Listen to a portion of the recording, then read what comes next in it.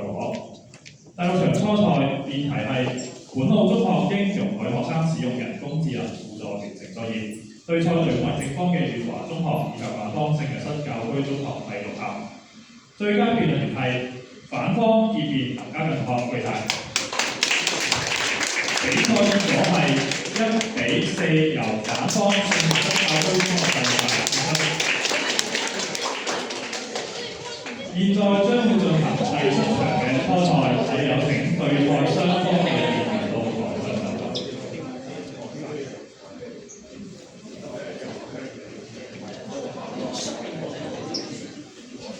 正反雙方可以到台上就座。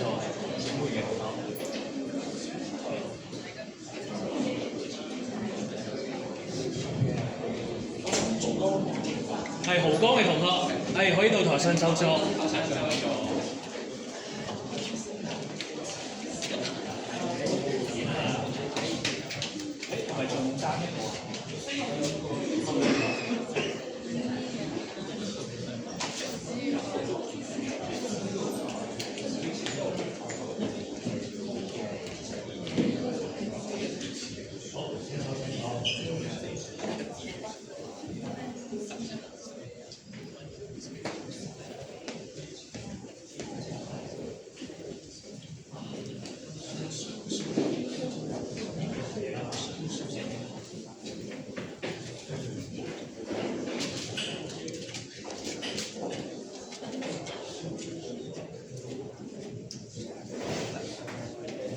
評判咗來賓各位同學，歡迎大家嚟臨由澳門演變文化協會主辦澳門演變文化協會清晶杯2026中學聯校辯論邀請賽為今場嘅大會主席。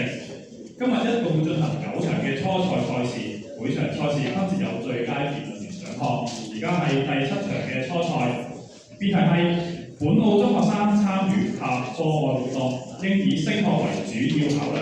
對賽隊伍為正方嘅濠江中學。以及反方陳瑞琪永門中學。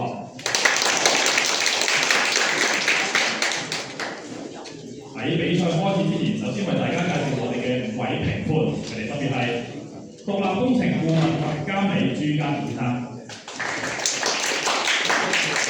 澳門大學演變學會嘅辯論隊前隊長杜潔儀女士，粵港澳創新創業交流協進會副會長、澳門執業律師劉志宇先生，演變文化協會副會長裴先達先生，以及係資深辯論員陳女士。我哋會抽空出席擔任今場比賽嘅評分工作。而本次賽事嘅賽規已經喺第1場初賽宣讀咗，請問雙方同學對於賽規有冇任何疑問？如果冇嘅話，將會進入試咪環節。試咪嘅簽後將會按照出場次序。我哋首先有請正方主辯余盈欣學。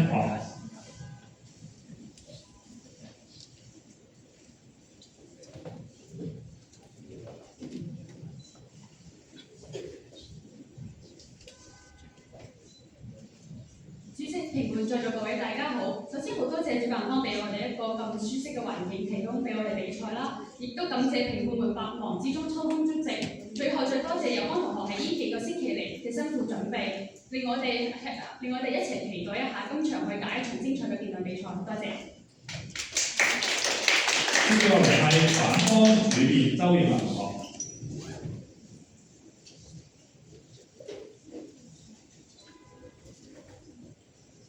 主席、評判在座各位大家好，我謹代表我校陳瑞琪永門中學，感謝主辦方澳門演變文化協會舉辦呢一次嘅比賽。其次亦都要感謝各位評判委喺百忙之中抽空出席，俾到我哋寶貴嘅意見。再嚟亦都要感謝友愛活動中心俾到我哋呢個舒適嘅場地，讓我哋喺呢度進行比賽。最後感謝嘅話就講到嚟呢個，有呢一個問題想問翻大家，知唔知道點解孔雀唔中去餐廳食飯呢？因為佢哋驚俾人收開評規。多謝大家。比賽正式開始，首先有請正方主辯余盈欣同學。有嘅發言時間係3分鐘，準備好正確嘅時詞。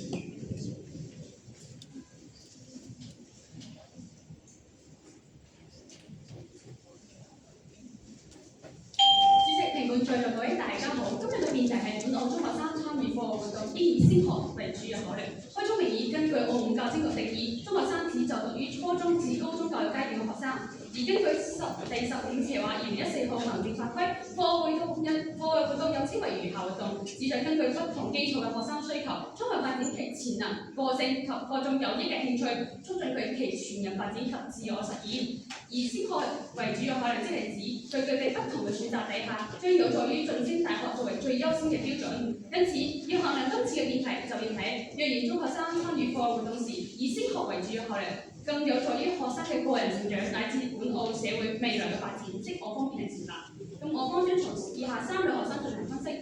首先，第一類係已經堅定咗未來升學方向，或者喺藝術、體育上有絕對天賦嘅學生，對佢哋而言，自然會以升學為主要導向去進行參加活動，更加會以爭取進入頂尖學校為考量，因為只要將天賦進修變現，佢哋嘅才華先能夠有最有效嘅發揮同保障。而第二類係大部分學生所處於嘅迷茫狀態，正如著名發展心理學家艾瑞克森所講嘅，中學生正處於生理延緩期，佢哋容易處於一種迷茫嘅狀態當中，往往缺乏一種明確嘅目標，難以摸清自己嘅內心所想。呢個時候，升學考量無疑會成為佢哋最好嘅指南針，因為升學向嘅活動，例如辯論、機械人，佢會顯著地提升佢哋嘅邏輯思維、口才同埋重要嘅軟實力，而且呢類活動往往有大量嘅比賽去參加，所以能夠為佢哋未來嘅面試或者入學累積經驗。以上將交由我方一副加以論述。最後第3類人，亦即係我哋大學部分學生所處嘅搖擺不定嘅狀態。佢哋對升學有少少睇法，亦都有對其他活動有少少興趣喎。咁佢哋心入邊咧就好難以取捨啦。咁喺呢種情況底下，引入升學考量，令佢哋有方向、有目標，產生外在驅動力，從而有助於中學生更加鑽研某一個活動同能力，將佢哋打造成專業嘅素養。更重要嘅係帶住升學嘅目的參與活動，可以讓佢哋提供一個試錯機會，提前發現自己到底適唔適合呢個專業，避免將來大學選錯科造成巨大嘅沉沒成本。咁喺呢種經歷過專業打磨後培養出嚟嘅能力，亦正正先配澳門經濟轉型所需要嘅複合型人才。以上將交由我方二部加以論述。綜上所述，我方辯題理應接下。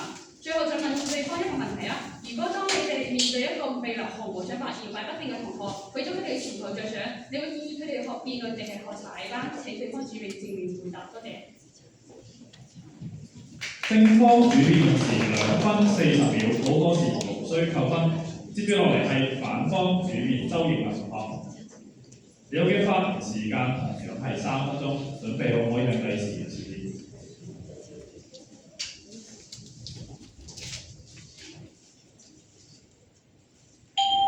2021年，我國推出雙減政策，目的係要舒緩用人同埋應試之間嘅矛盾。時至今日，國務院推出《中國教育現代化2035實施方案》，提出我國教育現代化嘅首要目標係要推動學生嘅全面發展，推動個人同埋社會嘅可持續發展。可見，求學不是求分數，唔再係一句口號。參與課外活動都唔應該以升學作為主要嘅考量。主席、評判、在座各位大家好。首先回應翻有方同學嘅問題，我哋要先試咗，然後先可以確立自己嘅目標，然後再以你嘅興趣作為主要嘅考量。喺辯論開始之前，我方先要補充一下辯題嘅關鍵概念。根據看點，主要考量自己係最重要、起決定性作用嘅因素。值得注意嘅係，主要並唔等於唯一，但必須係最重要嘅考量。但我方結合到社會嘅實際情況，見到對於本澳中學生嚟講，唔以升學作為主要嘅考量，會更有利於個人同埋社會嘅長遠發展。具體論證如下：第一，培養良好嘅公民素質，會更有利於社會嘅長遠發展。課堂教學大方向入於傳授學科嘅知識，應付考試同埋升學。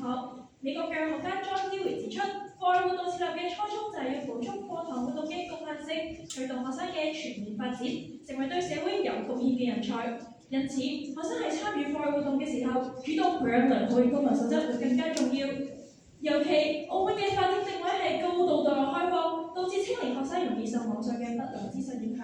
所以，國家主席習近平都基於澳門青年要構好人生嘅第一粒扣子，深入了解憲法同埋基本法，了解國家嘅歷史同埋文化，培養愛國愛澳嘅正確價值觀，成為心繫祖國同埋澳門嘅良好公民。可見，對於本澳中學生嚟講，比起升學呢一個個人嘅因素，培養愛國愛澳嘅正確價值觀，積極承擔公民嘅責任，絕對更為重要。因為澳門社會發展所所需要嘅從來都唔單止係人才，而係愛國愛澳嘅人才。第二，促進身心健康，有利於學生嘅個人發展。澳門中學生精神健康研究調查2025發現，有40%嘅受訪高中學生出現焦慮同埋絕望嘅症狀，一半承受嘅出現中到重度嘅焦慮症狀。佢哋主要嘅壓力來源就係成績同埋升學。對於呢一班中學生嚟講，課外活動時間原本係難得放鬆嘅時間，但如果以升學作為主要嘅考量，為咗幫助升學，你參與課外活動嘅時候，仍然要追逐成績，要爭取獎項，只會更加加劇佢哋嘅焦慮同埋心理壓力。所以，社會文化司司長柯南都表示會投放更多嘅資源，支援學校規劃更多嘅課外活動，首要任務就係守護學生嘅身心健康。可見，保障身心健康、培養正確價值觀、促進學生嘅全人發展絕對更為重要。以上兩點將交由學科方面舉證強質。綜上所述，今日辯題理應不成立。多謝大家。反方表示用時2分56秒補課時無需扣分。接住落嚟係正方一副兩倍期望。你嘅時間同樣係3分鐘，準備好請向計時字。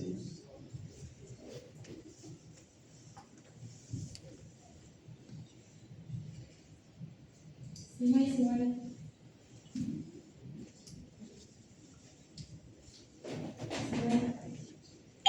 有個同學啱啱話要輕鬆喎，要俾我哋有個快樂環境。好啊，我覺得我科成年啊，但係有個同學如果想輕鬆嘅話，其實可以翻屋企瞓覺住先㗎，唔使喺度大辯論鬧㗎啦。有個同學話以升學為主要考量太高分嚟啦，係求分唔係求落咯。但係今日就連澳門保送分制度都寫明，將課外技能列為入學評分嘅考量，初衷係為咗彰顯學生全方位素質嘅提升。因此今日我哋唔係話太功利，而係順從緊國家教育發展嘅進行規劃。今日有個同學反對，其實就係覺得保送制度其實就係出現咧，就係為咗將中學生變得咁功利。主席評判在座位大家好，喺討論今日辯題之前，我哋必須要先認清楚中學生嘅成長特質。根據美國著名心理學家馬西亞嘅青少年身份認同理論指出，青少年大致可以分為3類。第一類係少數嘅精英，天生具備極強嘅自我嘅驅動力，而且明確嘅目標，有能力有方向。而第二類咧，就係有絕大部分嘅學生對於自身處境感到迷茫，有能力向上發展，但欠缺目標引導，始終原地踏步。而第三類咧，就係我哋佔大多數嘅，就係有方向，但係乜都想去做，但係始終乜都揀唔掂，結果學而不精。因此今日我哋先探討以上頭兩種學生。首先係極其少數目標明確嘅精英，佢哋作為學生中嘅佼佼者，係佔青少年群體中嘅10%。更何況佢哋方向清晰、立場穩定、個人天賦以及未來發展方向高度一致。因此參與課外活動，不論係以升學又或者其他方向作為主要考量，對佢哋而言分別不大，整體方向保持不變。而第二種咧，就係絕大部分處於迷茫狀態嘅學生，人數佔整體學生高達40%。亦都係今日核心嘅討論人群，而佢哋嘅特質就係處於青少年心智發展嘅階段，對世界感覺好奇，都想展現自身嘅價值，但係對於世界感知埋模糊，再加上缺少引導，既冇穩定嘅興趣，亦都冇升學嘅規劃，即使想提升自我，我都唔知道應該點樣揀，又或者隨波逐流，缺少對自身明確嘅定位。因此今日如果以升學作為目標，以主要考量，正如美國長春藤大學2025年度課外多元發展調查都出現，結合升學嘅目標嘅課外活動有演講、編程、數學、機械人等，無一例外都可以鍛鍊學生嘅批判性思維、表達能力、創造力以及團隊合作能力多維度嘅全能發展，為未來儲備軟實力，仲有大量比賽去參加，積累大量嘅實踐經驗。更何況，正如美國全國大學協會都指出，例如麻省理工、英國劍橋大學等等國際知名院校，都要將入學評判從單一嘅分數轉向於多元嘅評核。喺人工智能發展嘅大環境下，更偏向於追求思維上嘅靈活度同埋敏捷性咧。而呢啲特質正係結合升學向課外活動所鍛鍊嘅多維度能力。因此，基於以上種種課外活動以升學為主要考量，令佢哋可以即使迷茫嘅時候，但係依然都可以參加正規嘅學界活動，累積官方認可嘅成果。每一場學界比賽嘅歷練都可以轉為升學優勢，令學生喺關鍵嘅升學階段都依然為手握底牌，將主動權掌握喺自己手中。多謝大家。正方一副用時3分11秒補課時無需扣分。接住落嚟係反方一副原表遊賽。你有嘅時間同樣係3分鐘，準備好可以向計時字。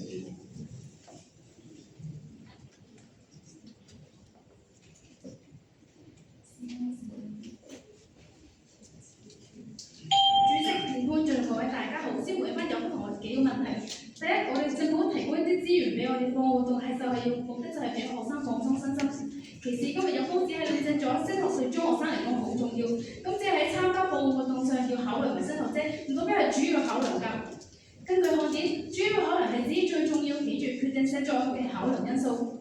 所以有風雨論證辯題就要論證得出升學係喺所有因素中最重要。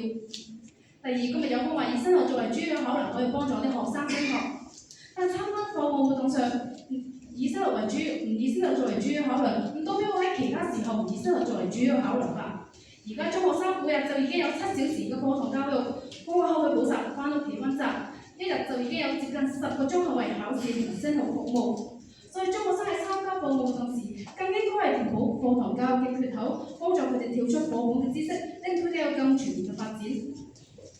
第三，有方話以升學作為主要考量，最重要嘅係要幫助學生全人發展。既然係咁，你方主要考量咪就係幫助學生全人發展咯。升學只係為咗達到呢個目的嘅一種手段啫，而唔係主要考量啦。更重要嘅係社會發展需要嘅，從來都唔係一個只係掌握住專業知識嘅人才，而係一個有良好嘅公民素質，願意為澳門社會付出嘅人才。澳門大學校長宋永華指出，良好嘅公民素質包括家學情懷、正確嘅價值觀、服務社會、奉公守法，呢啲特質對於社會發展至關重要。尤其係澳門嘅發展定位高度對外開放，面對國際形勢日益複雜，青年喺成長過程當中好容易會受到不良信息嘅影響。唔以培養好良好嘅公民素質為主要考量，學生好容易變成一個真正嘅利己主義者。當一個學生喺參加背後嘅國旗護衛隊、愛我中華系列活動嘅時候，只係諗住擦亮履歷、幫助升學，咁根本就冇辦法認識到祖國發展嘅偉大同培養家國情懷。當學生喺參與國情知識競賽、外交知識競賽時，只係為咗攞獎、幫助升學，就會去背題，而唔係真正去了解中華文化同國家發展。可見以升學為主要考量，根本就冇辦法培養將學生嘅家國情懷、樹立愛國愛澳嘅正確價值觀，令學生具備良好嘅公民素質。會有校長游天陽指出，中學生仍處於發展階段，要先學會做人，再學會知識。所以學工中系嘅教學目標係要培養學生有良好嘅公民素質。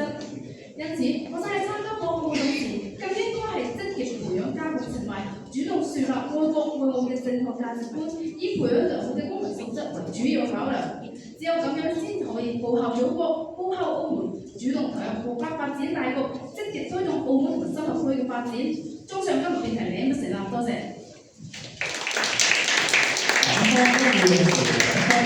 14秒冇過時，最後分。接住落嚟係正方二副林堅志同學。你有機發言時間同樣係3分鐘，準備好可以向佢前示。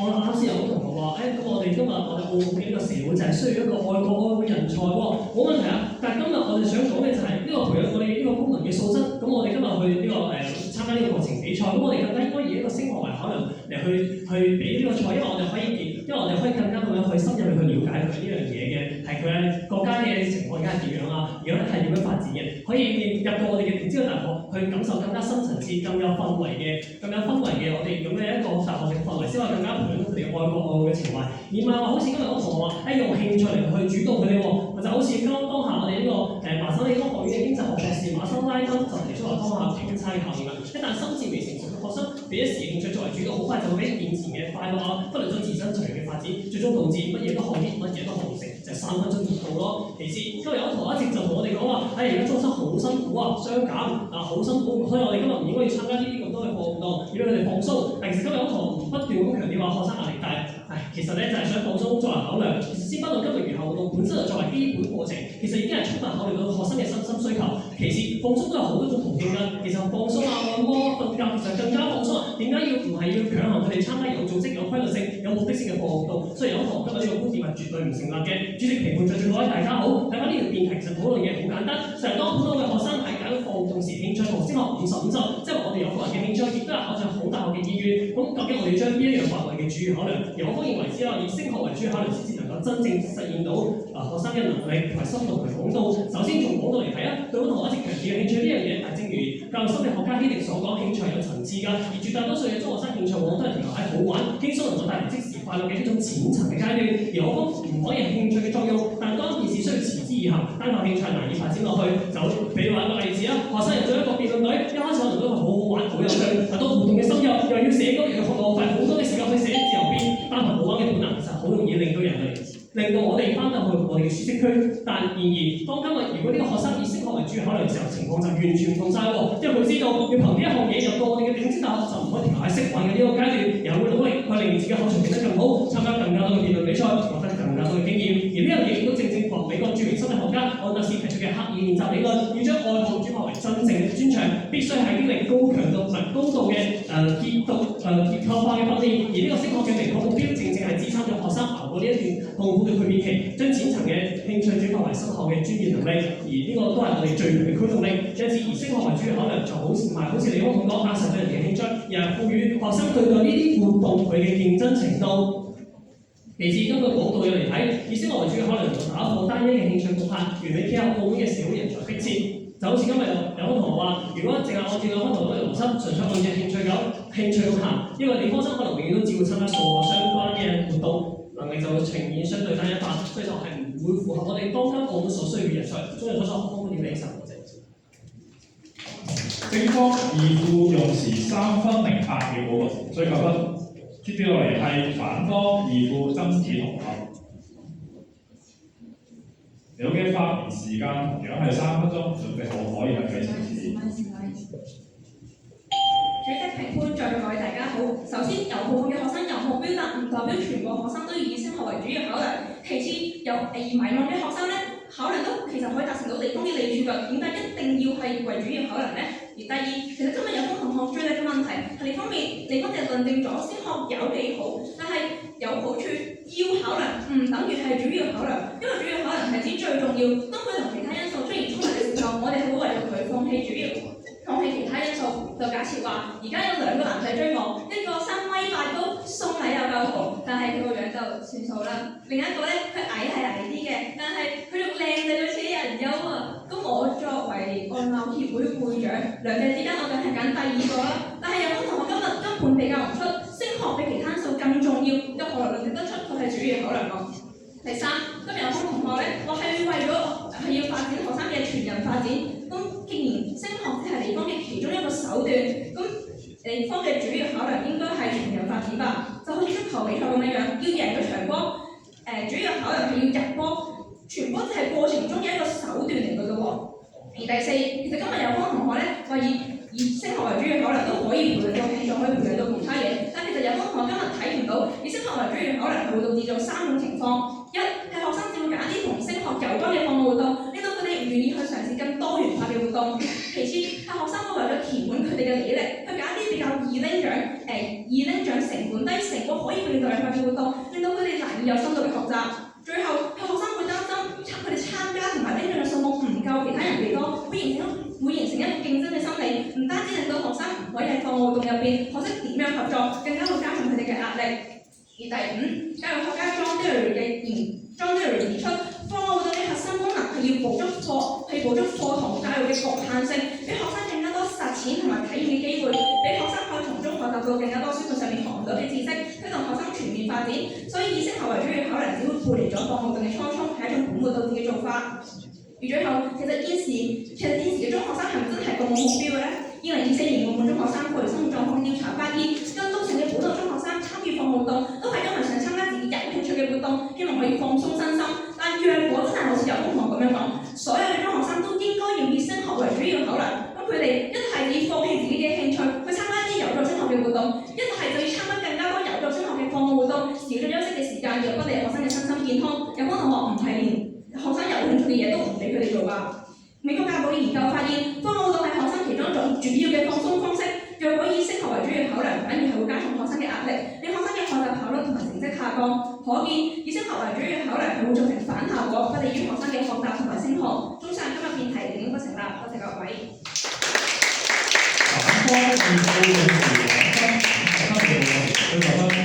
接住落嚟係自由辯論嘅環節，由於自由辯論嘅賽規已經喺第一場比賽宣讀咗，請問雙方同學對自由辯論嘅賽規有冇任何疑問？冇嘅話，我哋將會進入1分鐘嘅準備環節。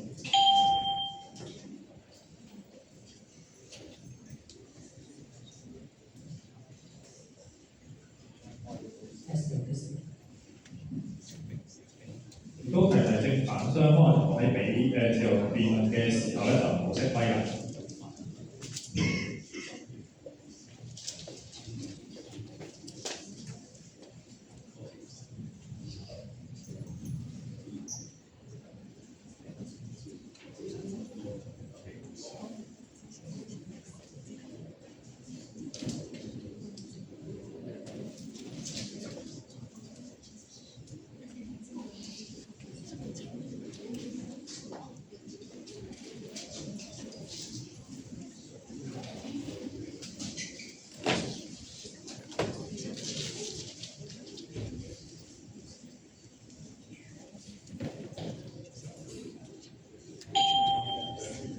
準備時間夠，我哋首先有請聖方開始發言。有方同學想問下你哋嘅主要考慮係乜嘢？我就係推進全人發展，咁就係培養到個良好價值觀同埋推進身心健康。問翻嚟講，我覺得冇法科咁多唔考慮升學，但要考慮點解就標準要考慮。不過你答翻我先，我想問下點解今個升學考慮唔可以全人發展，我全人發展？問地方今日以升學為主要考慮點樣全人發展？好簡單個例子啊！今日我如果係為咗興趣嘅話，可能我今日試下辯論，聽日就試下田徑。我想問咁樣可以增值到啲乜嘢咧？我最後可能變到周身都冇把利，但係我升學考慮講可能會為咗咁樣去參加比賽。咁我再問翻你，今日我哋主要考慮係乜嘢咧？除咗全人發展之外，如果以升學作為主要考慮，最重要目標就係升學，好易就令到學生為咗攞獎當咗升學，參加比賽只係為咗人身邊請槍作假，咁點樣推動學生成長？我又不過點解你覺得升學咁差？為咗升學，我哋唔可以積極啲咁樣，我哋可以自己主動去提升，主動去參加比賽，呢啲唔係正向嘅。有可能點解分兩話？有可能問翻你今日除咗全人發展之外，你今日到底考量緊啲乜嘢？係為咗全人，我哋今日唔係為咗全人發展，但係考量啲乜嘢去參加咯？冇啊，參加個活動唔考慮，即係點解主要考慮都冇比較得出。好簡單，我睇到今日條數據就係今日我哋而家有40%嘅我哋中學生係處於一個迷茫嘅狀態。咁當今日係一個咁樣嘅情景底下，有好多學生係唔了解我哋而家中學生究竟係需要啲乜嘢。佢哋而家需要嘅唔係一個，佢哋而家係冇興趣，佢哋而家係冇揾到自己嘅方向，佢哋而家係需要俾一個評分俾佢哋，去指引佢哋去點做。而最好嘅，而今日我哋最好嘅因素就係以升學為主嘅考慮有學，答到你呢個就係標準。咁我哋不如有個真實嘅例子去討論下先啦。早前就有一個家長，佢為咗幫個仔順利升學，一個星期7日都提供咗課外活動，到佢休息時間又唔夠，壓力過大。喺呢個例子底下，你方提出應該減少課外活動，放鬆下，定係繼續以升學為主要考量啊？有可能我參加課外活動都可以適量喎，有可能好似你咁話齋，搞個揀興趣嘅話，我今日試呢個，聽日又試嗰個，我照樣冇配啫。有可能我問翻你啦，我想問下咧，今日你哋有可能我想問下你哋今日打唔打算升學？你會點樣揀你嘅大學？所以總結第一個部分，當兩者出現衝突嘅時候，你方都係承認咗身心健康係比學升學更加重要，更加要以佢為主要考量㗎。再問翻你方，點解其他時間要以升學為主要考量仲唔夠，連課外活動都要以佢為主要考量嘅？咁我答翻你主要嗰個問題咧，已經指出咗好多學生係處於一個迷茫嘅階段。呢個時候，呢一大部分嘅學生，我哋就應該以升學為主要考量。所以今日主要嘅體現喺呢度。既是講到身心健康，呢個係要考量嘅部分，但係主要但係應該體現喺升學嗰度。呢個就係我哋今日主要所講嘅嘢。問翻有可能今日同你打唔打算升學？你哋點樣揀你嘅大學？首先你講得我問題，其次只要齋考量點解唔可以達成到你方嘅利處，再嚟如果身心健康同升學出現咗衝突嘅時候，你方係個學生繼續揀升學定係揀健康？好，咁我兩樣都要兼顧，但係我升學為主要考量。咁我聽清楚先。其次答翻你啦，唔係，有咁我想問下咧，今日升學壓力其實今日升學壓力方法多咗喎，而課活動包括餘下活動都係一種強制課程啦。點解一定要揀喺呢個時間嗰度進行放鬆嘅？唔明喎。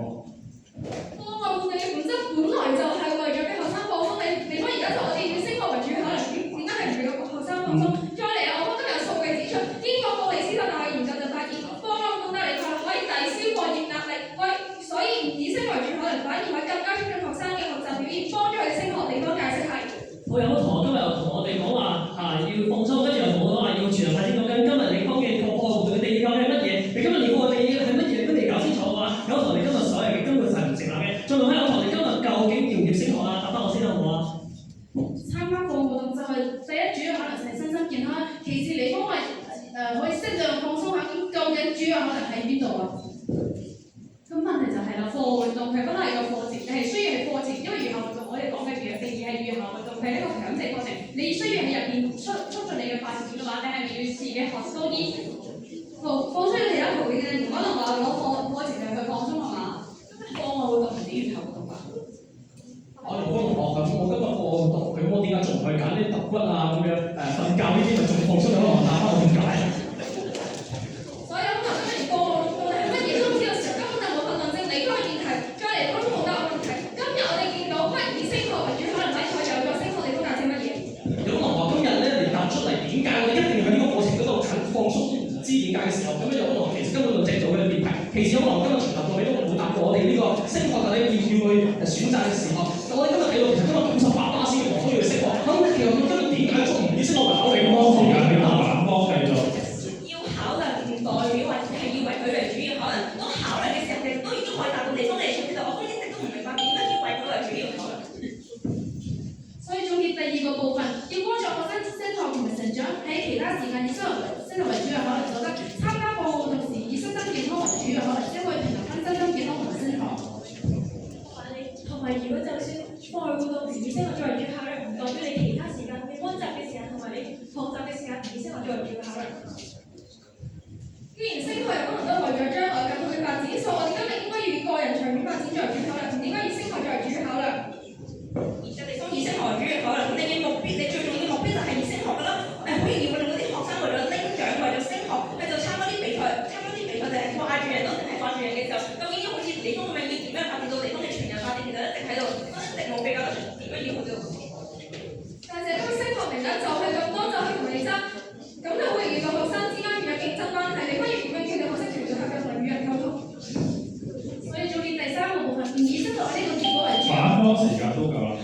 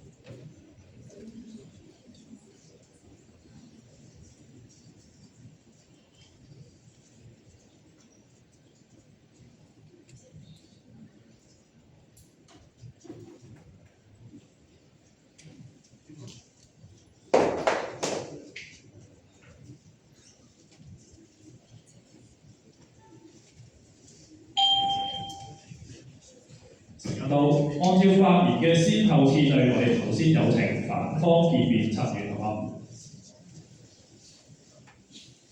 你嘅發言時間係3分半鐘，準備好可以向佢前置。主席、評判在各位大家好，比賽到最後，其實今日有同論證係存在咗幾個問題，究竟你講法論證辯題。第一，概念不清，咁有同學覺得好好聽，升學係幫助中學生長遠發展。咁但係既然係咁樣，你方嘅主考人就梗係長遠發展而唔係升學啦。正如一個人佢為咗減肥而去做運動，咁佢嘅主考人就當然係減肥而唔係做運動啦。更加重要嘅係，你都睇唔到課堂教學先係承擔傳授知識，為咗應試同埋升學打好基礎角色，更加唔了解課外活動嘅核心功能同埋定位，就係要同課堂教學互補，令學生可以發展學科以外嘅能力，例如培養啲公民素質、身心健康，甚至係培養興趣等等。可見根本都強行將升學變成課外活動嘅主考量，根本就係本末倒置。第二，邏輯不明。其實今日你個邏輯好簡單嘅咋，就係中學生參與課外活動嘅時候要考慮升學，但係考量就已經可以做到地方所提到利處嘅時候，點解要將佢視為主要考量呢？主要係指最重要、起住決定性作用嘅部分。就似我今日之所以做運動，可能健康係我其中一個考量啦，但係最重要起住決定性作用嘅係我想減肥，我想變靚啊嘛。咁健康自然就唔係我做運動嘅主要考量啦。第三，當地方根本睇唔到自己同埋社會到底需要啲乜嘢。近年有篇報道，一個中學生係為咗升學，一個星期7日都要參與課外活動，每個禮拜總就冇咗10幾個鐘啦。再加埋上堂、做功課、溫習，長期都處於一個高壓嘅狀態，最終令佢身心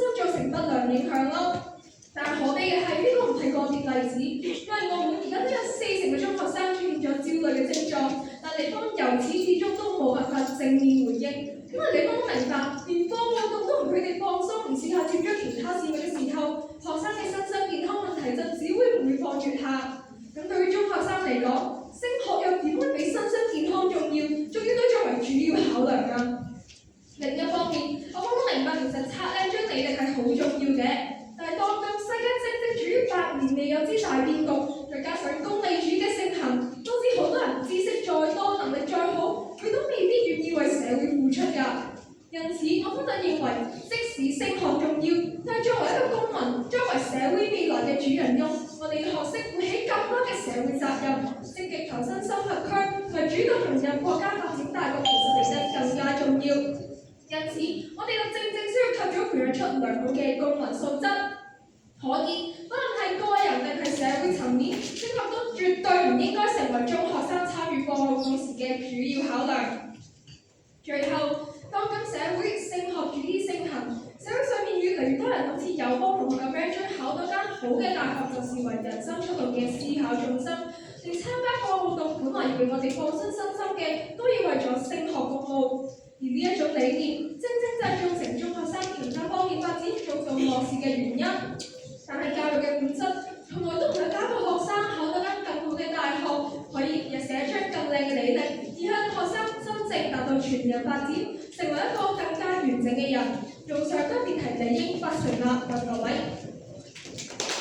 反方決定咗嘅時間係3分21秒，冇過時無需扣分。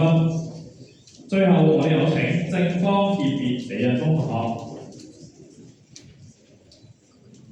你嘅發言時間同樣係3分半鐘，準備好成香嘅詞。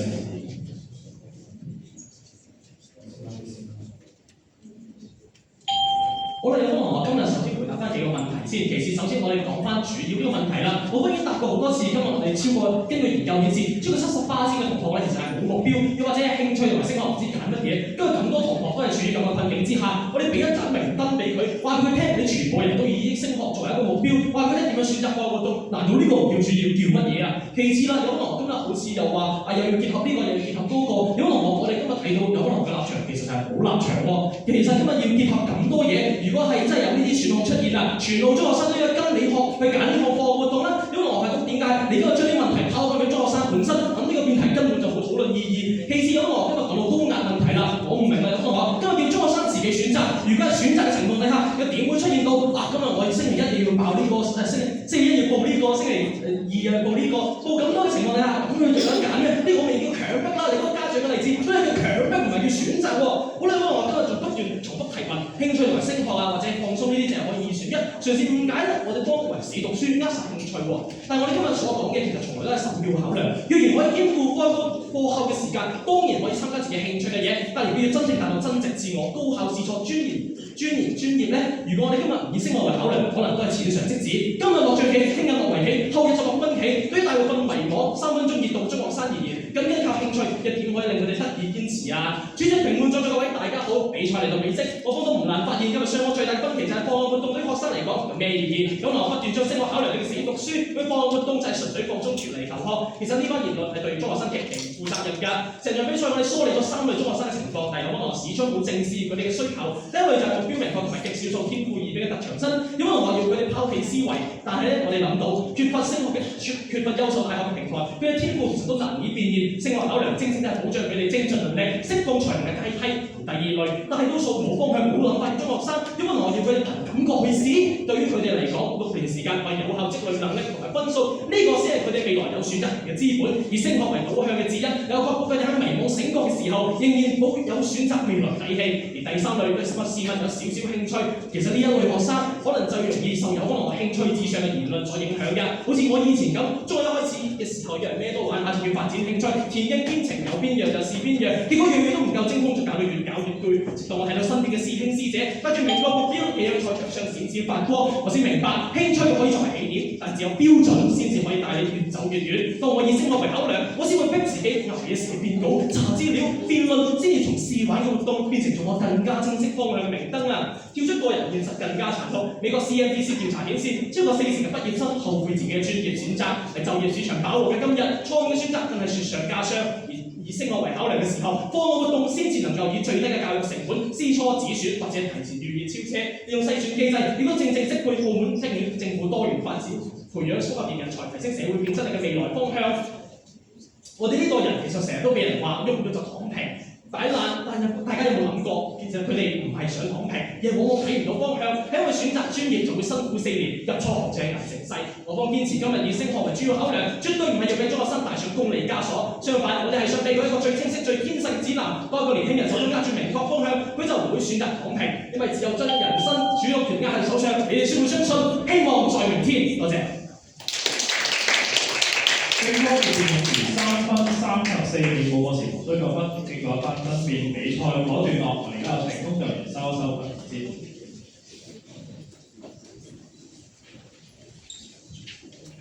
接住落嚟，我哋有請咁多位評判就雙方嘅意見作出啲寶貴意見。我哋首先有請梁翠瑩女士。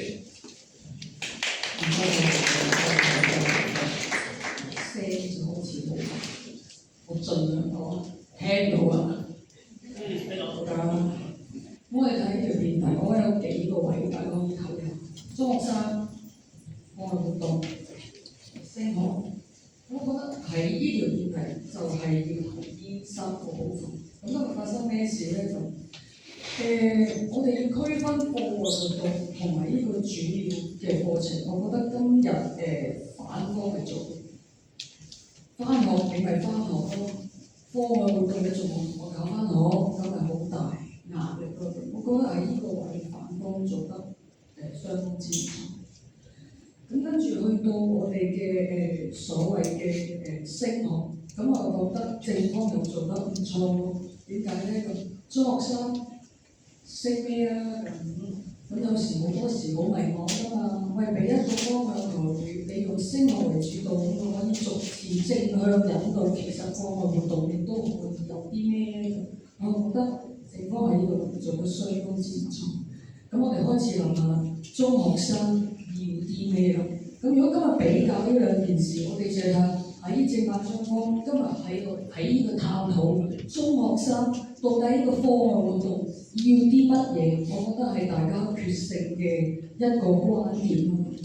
我會覺得正方好危嘅，佢將佢嘅立論點放喺排他法，去到最後一個位50-50，嗰啲就係我哋今日要俾眼明燈佢啦。咁一步一步縮窄戰場啊嘛，50-50嗰啲唔知點樣，我咪教佢咯。50-50嗰啲唔知點樣，大部分啲仲要去到後期，我聽到唔知幾年要過到70嘅添嘅時候，今日我哋就應該用一個升學俾佢引導。我唔排除你哋係去到好後期去到結備，我先聽到嘅就話點解喺升學嘅考量作為主要嘅同時，我既俾到一個指引，亦唔排除佢能夠發展佢自己心目中所想，喺課外活動揾到佢自己嘅人生咧。咁點解呢一件事我哋唔係早少少？我哋已經開始安排，因為這個是中學生喺中學生嘅發展過程，佢係迷茫，我哋係認嘅。但係你點樣喺呢個課外活動陪住佢成長，陪住佢喺主要升學考量嘅同時，能夠令到佢心智亦都能夠好開心成長，亦不乏除咗按摩同埋瞓覺以外，尋求佢所謂嘅放鬆咧。我覺得政府好後期先出到呢一個感覺。反方今日好堅實地守住嘅就係壓力大。我主要嘅課程做到，你課外活動放過去啦，做乜仲要俾條咁嘅黑路佢行咧？咁我認同。但問題係，你啲阿爸阿媽逼佢玩7樣嘢嗰啲，有冇諗過係佢自己想嘅咧？咁我覺得呢個有少少危險嘅。以及就我覺得你太貪心，你哋好多嘢都試唔到，你哋好多嘢似乎都反擊到，但係你哋最後將你哋核心放喺咩咧？我愛國，我全民發展，我公民素養。其實更加主要嘅係，當我哋中學生認清自己，其實你頭先嘅愛國愛澳轉有翻錢公民質素就會出到嚟㗎啦。我將你哋嘅價值觀咁早等咗響，嗰個位對於中學生係嘅。太嘈啦，翻嚟本質咗學生，好快樂啲，快樂開心啲，咁會適合你哋多少少，唔好太單調。我個點評到呢度，多謝各位。接落嚟我哋有請陶先達先生。好，唔該晒主席。係咁啊，啱呢個辯題啊，咁就我覺得反方開頭咧，其實係講得幾邪惡㗎。點解邪惡？因為佢係既全人發展之餘，我哋嘅課外活動啦，當然包括我哋外國外路上認識祖國生活嘅活動啦，亦都既能夠要放鬆我哋身心，其實講咗好多一系列嘅東西嘅。既然有咁多元素啦，咁點解你淨係要正方？你點解淨係要拘泥喺我哋呢一個嘅升學咧？其實有好多嘢可以選擇㗎嘛。你翻學咁多嘢要做就係為咗升學嘅啫。咁點解我哋喺我哋呢一個嘅課餘活動唔可以有多啲選擇啊？多啲嘢做到一樣嘅。其實反方一開頭講呢樣嘢咧係好大包圍嘅，兼且可以算係一種反方嘅比較無賴嘅戰術啦。因為佢唔需要特登攞一樣嘢同你鬥啊嘛。但係我去到自由辯嘅時候咧，正方咧係捉住咗呢個身心健康咧，同反方打到場。我冇記錯，起碼成個自由辯嘅大部分時間，就係淨係攞咗身心健康嚟同反方打，而反方似乎係唔記得咗咧，你哋開頭有講過好多嘅東西，但係就俾佢拉住咗個陷阱，或者帶咗佢落去呢一個叫做身心健康嘅例子，都淨喺呢度同佢對抗呢一樣啦。其實如果喺嗰度你哋能夠突然間有人叮翻起，記得咦原來我哋前面仲有其他嘢可以講嘅話咧，咁就可能喺嗰度會做得好少少啦。咁就其實呢個辯題我覺得係非常之難嘅。咁兩邊都變得非常之好啦。咁俾啲掌聲自己啦。我嘅真係我覺得佢真係打得好好啊。因為一開頭我都覺得好似冇乜交鋒點，但係去到中後段嘅時候咧，兩邊嘅火花都嚟。咁希望你哋可以揀到好嘅課外活動啦。咁辯論當然係一個好嘅課外活動啦。相信大家都認同㗎啦。你哋都唔係好功利啦，你哋唔係為咗啲分數啊，大家出嚟嘅，你哋係為咗將來全人發展啊，或者升學嗰度，我諗咧辯論真係幫到你哋好多。多謝各位。多謝各位評判你嘅寶貴意見。按照比賽章程及規則第7.1.3項規定，每場初賽分組賽勝出嘅隊伍將會進入決賽。初賽分組賽所有負方隊中得分最高嘅一支隊伍，亦都會將進入決賽。如果分數相同，則以票數高低決定；如果分數同埋票數都相同，則由評判投票決定。而決賽將會進行5場嘅賽事，晉身決賽嘅10間院校對決賽嘅對賽辯題同埋場次將會喺今日各場初賽賽事完結之後，即係7:45公佈同埋抽籤評出。請咁多間學校派員到場觀看。如果未能出席，請留意本會嘅 Facebook 嘅錄播。而初賽最佳辯論員獎項將會喺決賽頒獎典禮上面頒發。而本場賽事嘅賽果亦都會喺下一場比賽開始之前宣佈，而下一場比賽將會喺5:45開始，歡迎各位出席，而亦都有請雙方嘅議員到台下稍作休息，我哋陣間再見。